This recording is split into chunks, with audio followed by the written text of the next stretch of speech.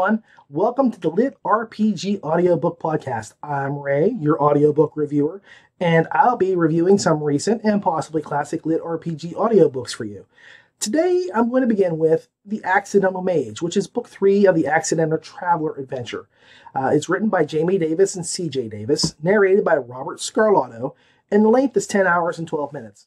The landing gear of the airliner touched down with a jolt, jerking Hal's thoughts back to the present. He couldn't wait to share his news. The management leadership weekend had been a success after all. Hal's strategy for their paintball capture the flag games had won the day for his team over his nemesis, Barry's team.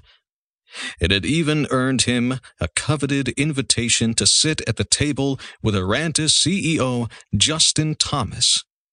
Justin had personally congratulated Hal on his leadership skills and told him he was a person to keep an eye on. The dinner had ended with an offer to join the young executive track reserved for only a few selected trainees. Hal had accepted immediately and been told they'd reassign him to the corporate headquarters downtown upon his return to Baltimore. Hal couldn't wait to tell Mona about his good fortune on the weekend trip. Now, I really enjoyed The Accidental Thief when it first came out. I even enjoyed book 2 when it hit, and it mirrored that book as well. Now we have book 3, and I have to say, while the book is well written and well plotted, it becomes a bit all too familiar. Essentially, Hal Dix, the MC, gets pulled back into his game land and has to stop forces of nastiness again before he can return home. The one thing that sort of bothered me before, and really bothered me now, was how the writers basically wiped away all the skills and ability that Hal had achieved in the books preceding this. His other classes get locked out while he trains to become a mage. And that is just lazy writing in my eyes. There's no reason for that other than to say because of plot points.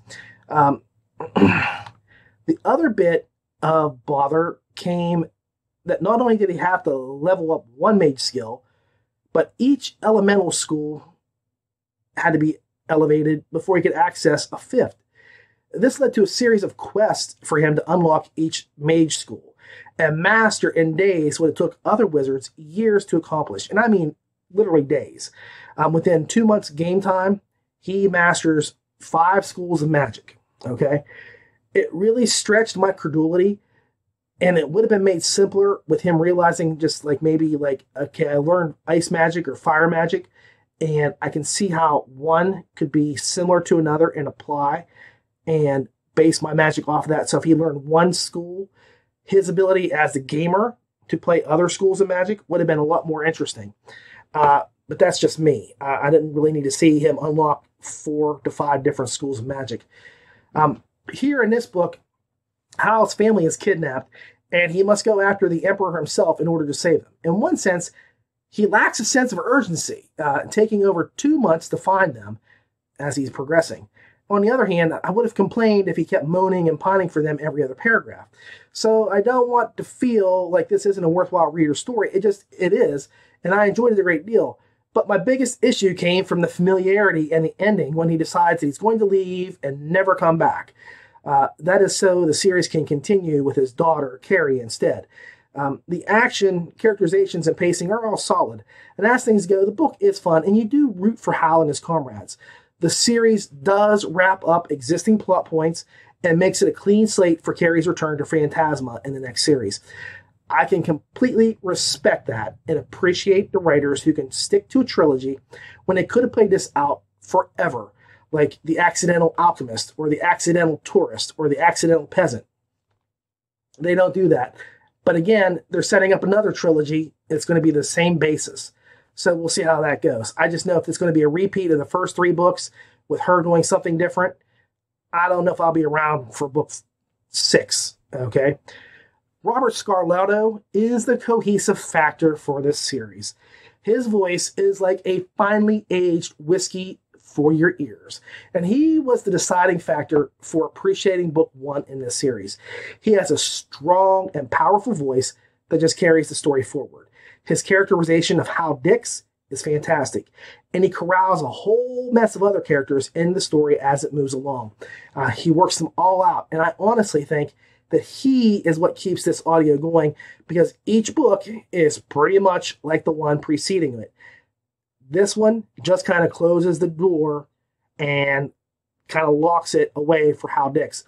And that kind of irritates me because you get to know a character and get to appreciate a character. And then they say, okay, we're going to move on with somebody else. And I really think that they were originally planning on just doing this series with Carrie after book 1. And there were a lot of people that complained and said, but Hal was really good and we really enjoyed him, which I know I was one of those people. And so it's not, and I don't want to just say it was just me, but they did swap out and decide to continue on with Hal before they did Carrie stuff. So I think that Hal had fans, but they didn't really tweak the book series enough as they went, and the locking out of stuff just annoyed me to pieces. So my final score for this is 6 3/4 star, due only to the slightly repetitive nature of the books and the weak explanation of why Hal would never return. If they had kind of gone off into a new direction, done something a little bit differently with his learning of the mage skills, it would have been a much better book, much more enjoyable. It was a good and fun book, but it was not a blow me out of my seat book. Okay, I enjoyed the first book a lot better. Second book, just slightly more so than this one. This one, it was good, but I would have been done with it after this anyway, unless something had changed. All right, thank you. All right, the next book that I'm going to review is Warscapia, a LitRPG spoof by Garrett Boggs. It's narrated by Matthew Broadhead with a length of 4 hours and 5 minutes. After Bogsland, you must cross Desertopia. There's a lot of sand there, so I've heard. Jade raises her hand. Just sand? What's so bad about sand? Sand? Sand? Rock's eyes grow huge. I hate sand. It's so coarse and rough, and it gets everywhere. Spade shrugs his shoulders. Come on, Rock. A bit of sand never hurt anybody. Okay. Rock grins. I'll rip the sand to pieces. Rock destroys sand. He throws a punch into midair. He then whispers to Jade.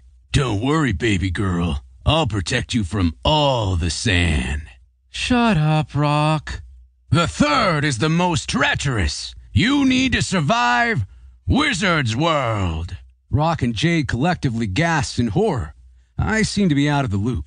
What's so scary about Wizard's World? There are witches and wizards. Many hostile magic users. Spade answers. Now, my particular take on this is that a spoof is when you take a particular genre or film and imitate it and then exaggerate the characteristics of said item for comedic effect. Warscapia is not a spoof by any standards I could think of. If you want a spoof, watch Spaceballs. That's a spoof, okay? If you want literary spoofs, then they're on Audible. Go and check out Lord of the Rings, a parody written by the Harvard Lampoon and narrated by Jim Messican, okay? It's funny, and it attacks its target mercilessly. Seriously, it may not be a lit RPG book, but it's a good listen. And Warscapia does none of this, okay? None. You don't have to be you don't have player issues outside of the game, nor is there a recognizable world that's being riffed on. There are no races or situations that matter that you could say they are being spoofed. You could take any number of books and say, okay, this happened in Awaken Online or Somnia Online or Ascend Online. It's a lot of onlines. Anyway, try maybe Delvers, okay? But anyway, you could take one of those things and really parody it and make it a spoof. But that's not the case here. For all intents and purposes, this book should just be considered a lit RPG comedy and only barely so in that matter. You want honesty? The book is silly, but not a kind of fun, ha-ha kind of funny. The MC is a mage named Sparrow, and he summons ducks to do his fighting. The fighter is a guy named Rockstar, and he knows just how cool he is, and their female companion is so integral to the plot and story that I have forgotten her name. And I think maybe it was Jade, but not sure what she did, but it really doesn't matter. She didn't matter much anyway. The book is about as lit as an unopened box of matches. If leveling weren't involved, I don't think it would qualify in my eyes. Titles do not necessarily make it so. You call it a lit RPG spoof, and I don't see lit RPG very much in this, and I don't see spoof at all. The book itself is pretty weak. It's like a tea bag that's been used 100 times 100 times, and now it actually purifies water more than it flavors it. It does have a story arc, and the characters do get more powerful, but there's no development or character growth per se. Sparrow does end up becoming to accept his ability to summon ducks, but that's pretty much as far as it goes. Now, as for the funny stuff, for a spoof, there's very little to be found. Boggs attempts to very slightly break the fourth wall by inserting himself in the story, but that fell flat, very flat. The group fights a lot of monsters with stupid names like lizard monkeys and a Dracula dragon. I don't know, slight spoiler. Can I give that to you? The dragon is actually an alt form of a vampire, Count Dragula. And now, what was the missed opportunity here? With a name like Dragula, he should have been in a race car, per the old Munsters Dragula race car, or at least in ladies' clothing for the drag aspect, a la RuPaul. Nope. I'm just saying nope. This is crap. He was Dracula Light. That's all. Just a different name to differentiate him from Dracula. His cousin is Dracula. There are a lot of things you might consider funny if you were reading the book. But Broadhead, and I love Broadhead from his readings of The Bathrobe Knight, one of my favorite narrators from that series. He just lacks the proper comedic timing or inflection to sell jokes. For example, there's a lot of talk in the book about these heavy metal goblins whose music will corrupt your soul. And one of the party members retorts back, "But I don't have a soul." And it would have been funny if read right, okay, if it had been done. But the way he did it, it just kind of fell flatter than a sheet of paper, okay? About the only thing that was done right here vocally were the various quacks that ducks do. Zombie Duck was the best. Tracker Duck kind of came in second.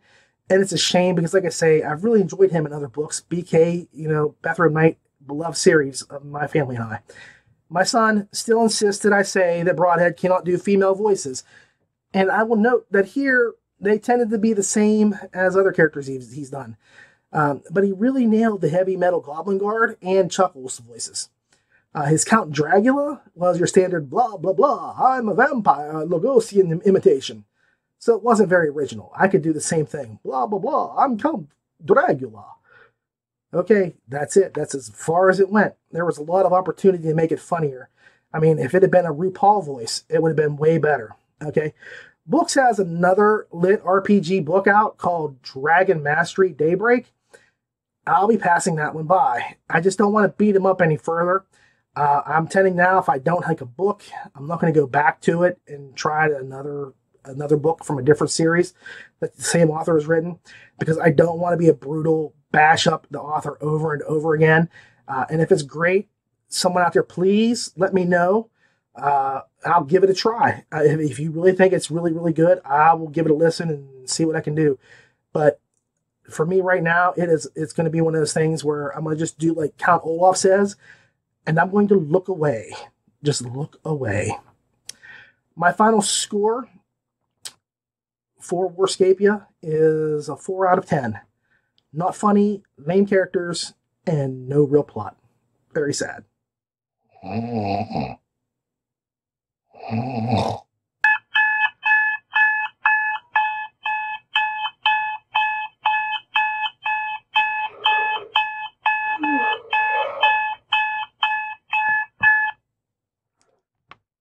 Oh, what's going on, guys?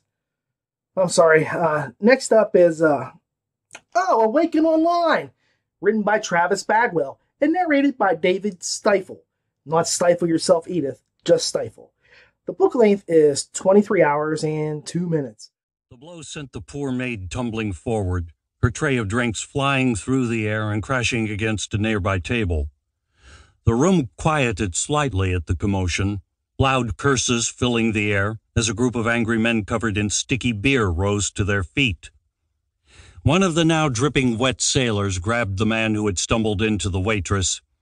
"You owe our group another round," he shouted, his face growing red.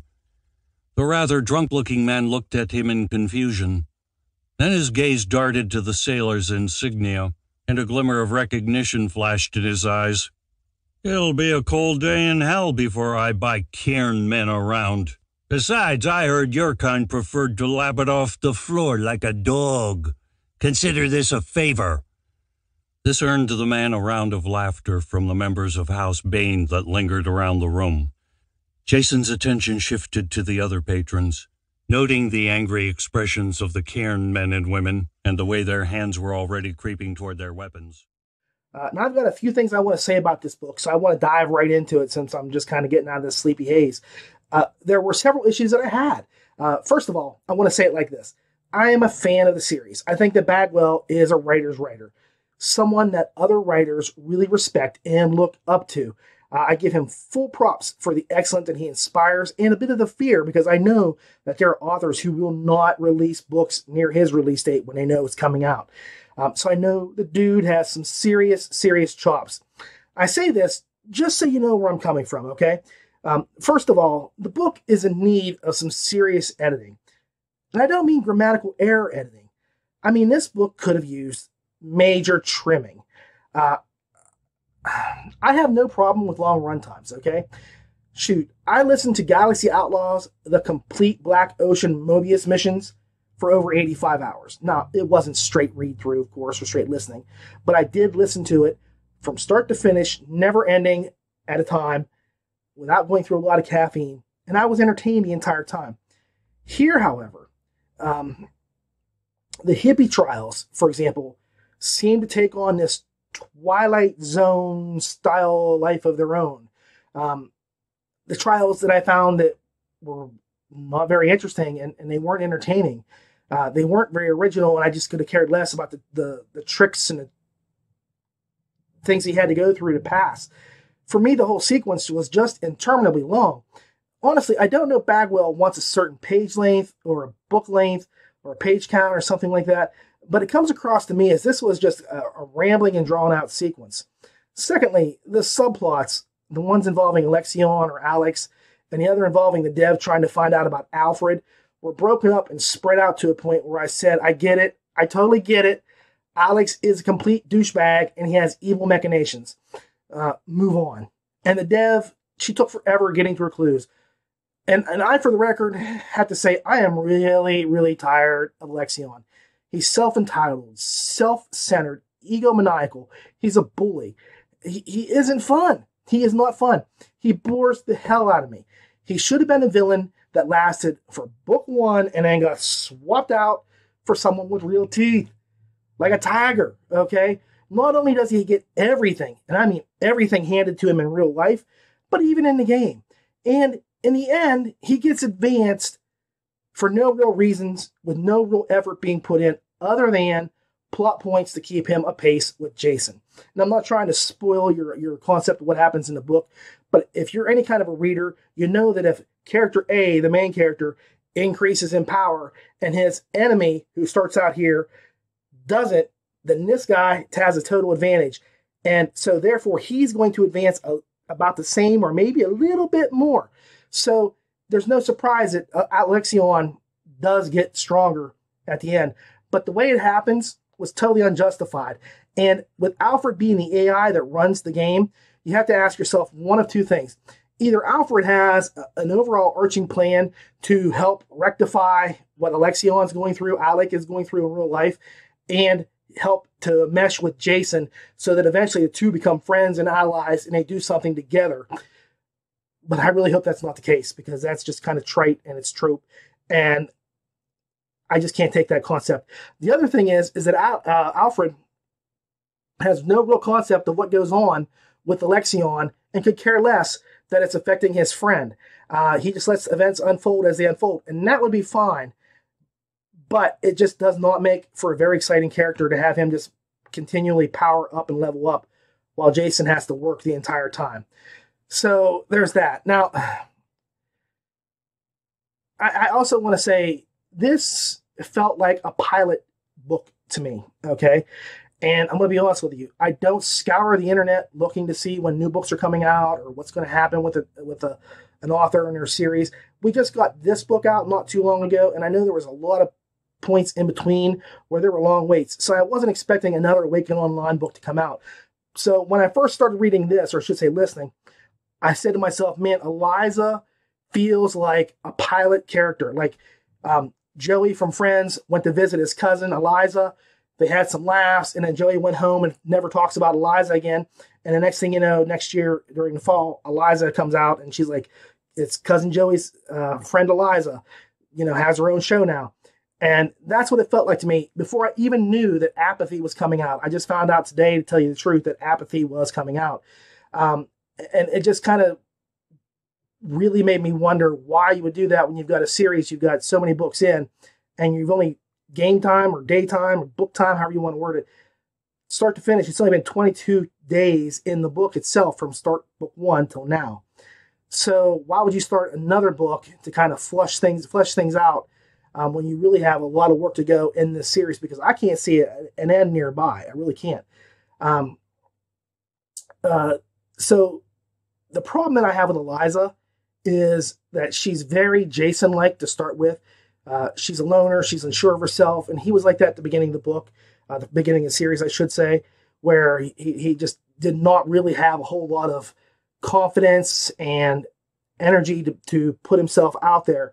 He kind of let other people, his parents especially, dominate his life. And Eliza is the same way. She's shy, backwards.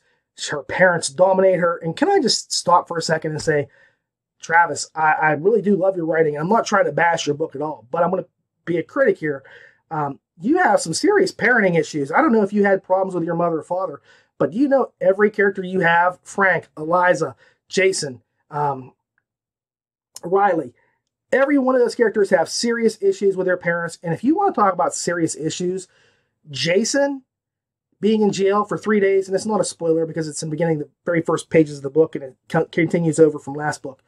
Being in jail for 3 days without his parents showing up or sending any kind of legal counsel or doing anything on his behalf boggles my mind. And I know that you used to be an attorney, or you may still be, and I don't know if you practice law, but children have to have a parent when their child is interrogated, and there should be a legal representation. For 3 days, no legal representation or parents. That astounds me. He was not charged. He should have been formally released. And you can argue with me and say, hey, that's the way my book is. In that world, the laws are changed a little bit.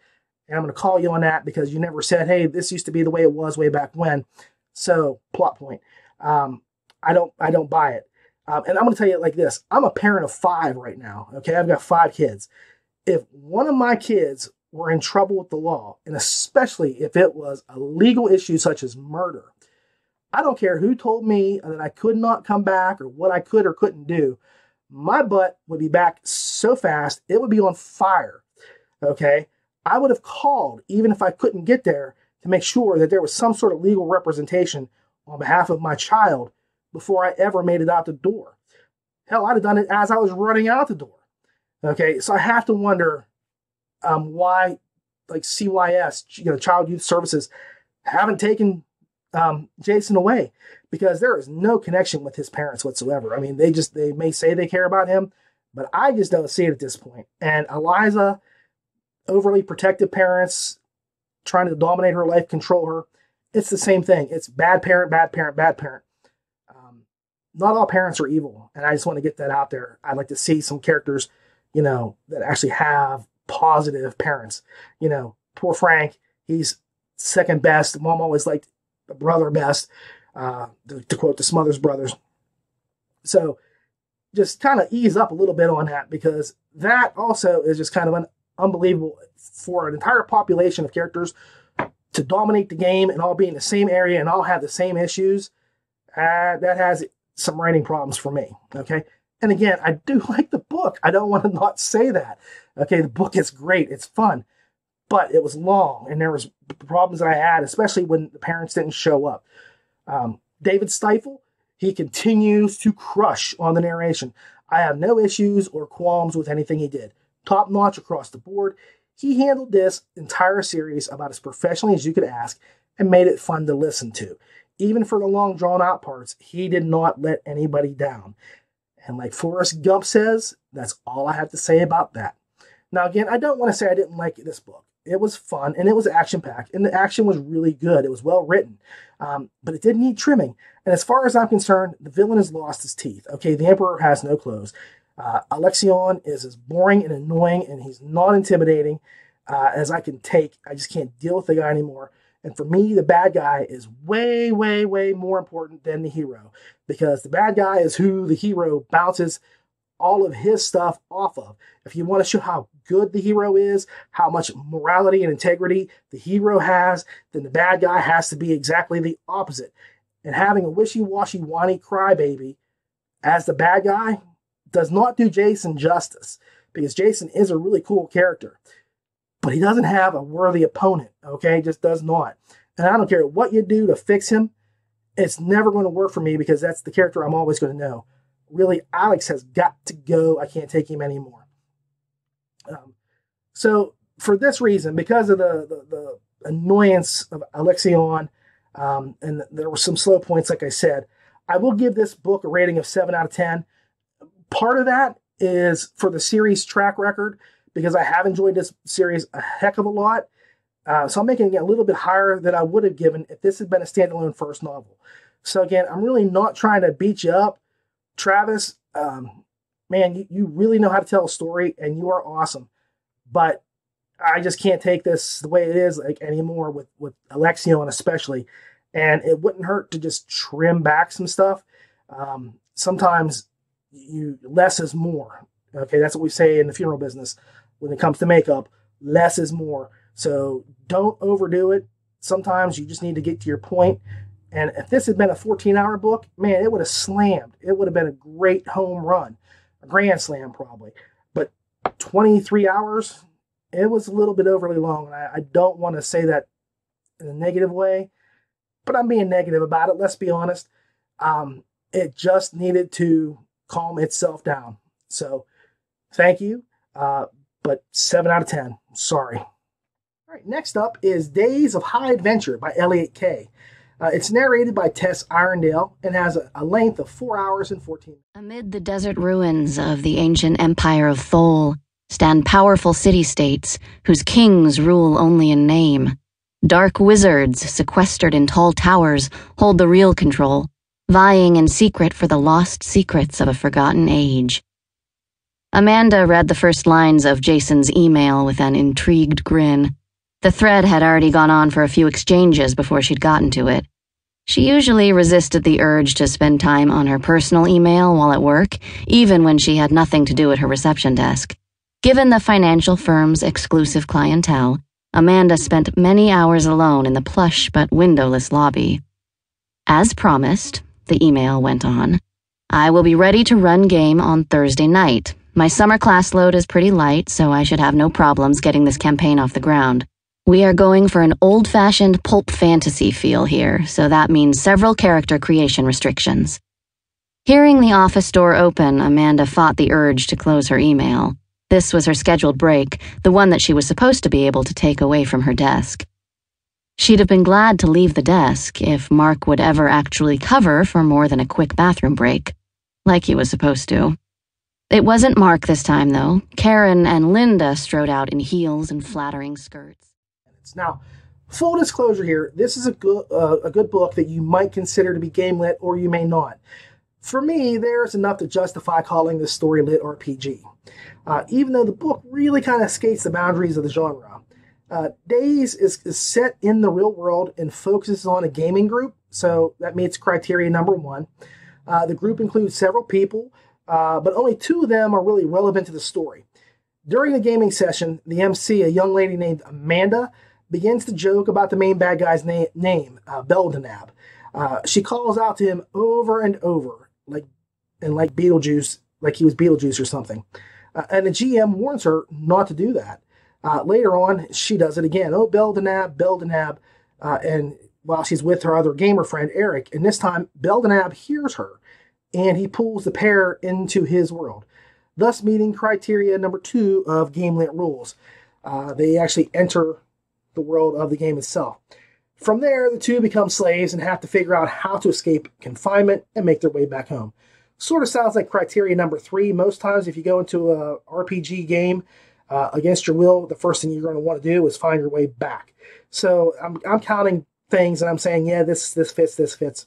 Anyway, the story is actually interesting and is told in a very appropriate amount of time. Again, I've been looking for good short LitRPG books because not everything has to be 14 hours or 12 hours or even 8 hours.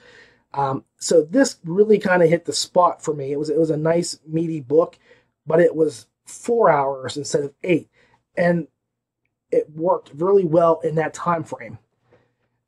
Any shorter and it would have missed the mark. Any longer and would have totally failed. The characterizations, the story, the plot, and the pacing all really flow. The only thing that threw me was the sudden appearance of the sex. And no, I don't look at disclaimers, or I would have seen that there had been a big warning about sex at the bottom. Nor did I notice that this was a book written by the same Elliot Kay who writes the series Good Intentions, which is just chock full of naughtiness. I like to go into things kind of blind, without expectations. So I just see the book, I know it's LitRPG or it's in that area, and I get it. So it's one of those things where I say the sex here doesn't take away from the story. It doesn't overwhelm, but neither can I say it adds anything. It's just kind of there. But it does kind of come out of the blue really fast. If you don't know what to expect, it will, boom, hit you right in the face, and you're like, wow, where did that come from? Because up to that point, it was just a standard LitRPG book, okay? There is character development for Amanda and Eric, a lot. There is a lot of growth, and the story hinges on their growth. There's also a pretty kick-butt barbarian babe who you should thoroughly enjoy. The world they enter is dark and drab and starkly merciless. I kept thinking back to Dark Sun from TSR way back when, which it really matched the description of what the GM had laid out when they were playing their game. So I'm going to say that's criteria met also. Tess Irondale does a pretty good job here.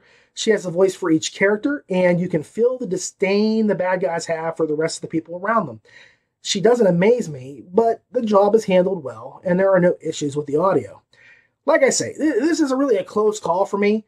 It fits the lit criteria, and the deal sealer came when Amanda realized that the magic spells were laid out exactly as they were in 4th edition, okay, for her game.